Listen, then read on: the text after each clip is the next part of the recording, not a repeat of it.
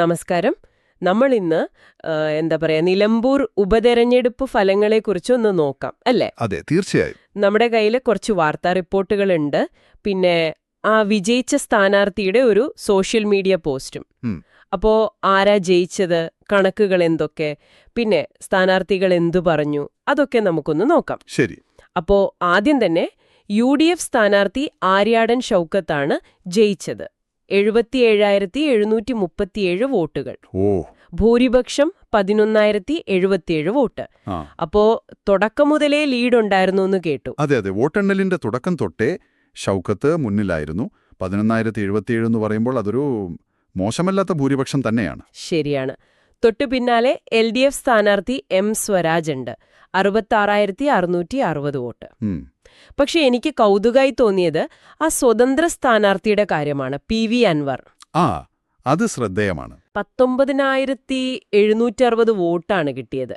BJP സ്ഥാനാർത്ഥി മോഹൻ ജോർജിന് 8,628 വോട്ടും. അതെ, ഈ കേരള പഞ്ചായത്ത് ഇലക്ഷൻ 2025.online എന്ന സൈറ്റിൽ കൂടുതൽ വിവരങ്ങളുണ്ട് എന്നും റിപ്പോർട്ടിൽ പറയുന്നുണ്ട്. ശരി. ഈ സ്വതന്ത്ര സ്ഥാനാർത്ഥി ഇത്ര വോട്ട് നേടുന്നത് അത് സാധാരണയാണോ നിലമ്പൂരില്, അതോ? അല്ല, 19,760 വോട്ട്, അതായത് ഏകദേശം 20,000-ഓളം വോട്ട് ഒരു സ്വതന്ത്ര സ്ഥാനാർത്ഥിക്ക് കിട്ടുന്നത് അത് തീർച്ചയായും ശ്രദ്ധിക്കേണ്ട കാര്യമാണ്. ഇത് ചിലപ്പോൾ പാർട്ടിക്കപ്പുറം വ്യക്തിപരമായ സ്വാധീനത്തിനോ അല്ലെങ്കിൽ അവിടുത്തെ പ്രാദേശിക വിഷയങ്ങൾക്കോ ഒക്കെ എത്രത്തോളം പ്രാധാന്യമുണ്ടെന്ന് കാണിക്കുന്നുണ്ടാവാം. ശരി. പ്രധാനപ്പെട്ട കാര്യം, ഈ പ്രധാന എതിരാളികൾ തമ്മിലുള്ള വോട്ട് വ്യത്യാസം 11,077 അല്ലേ? അതിനേക്കാൾ കൂടുതലാണ് ഈ സ്വതന്ത്രൻ പിടിച്ച വോട്ട്. അതും ശരിയാണല്ലോ. അതെ, അതൊരു സൂചനയാണ്. ഇനി വിജയത്തിന് ശേഷം ഷൗക്കത്ത് ഒരു ഫേസ്ബുക്ക് പോസ്റ്റ് ഇട്ടല്ലോ, നന്ദി പറഞ്ഞുകൊണ്ട്. കണ്ടിരുന്നു. അതിലദ്ദേഹം ഈ പ്രവർത്തകരെക്കുറിച്ചും നേതാക്കളെക്കുറിച്ചുമൊക്കെ പറയുന്നുണ്ട്. പ്രവാസി സുഹൃത്തുക്കളെക്കുറിച്ചും. വെയിലിൽ പൊള്ളിയും മഴയിൽ നനഞ്ഞും UDFന്റെ വിജയത്തിനായി നിങ്ങൾ തെരുവിലുണ്ടായിരുന്നു എന്നൊക്കെ. അത് കേൾക്കുമ്പോഴൊരു അത് അങ്ങനെയുള്ള അംഗീകാരങ്ങൾ താഴെത്തട്ടിലുള്ള പ്രവർത്തകർക്ക് ഒരുപാട് ഊർജം കൊടുക്കും. ശരിയാണ്.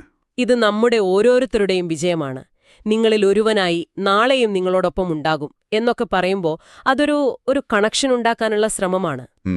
വോട്ടർമാരുമായിട്ടൊരു പേഴ്സണൽ ടച്ച്, അല്ലേ? അതെ.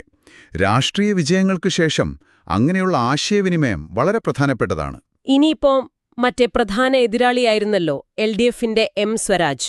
അദ്ദേഹത്തിന്റെ പ്രതികരണം, അതും നമ്മൾ ശ്രദ്ധിക്കണം. പറയൂ.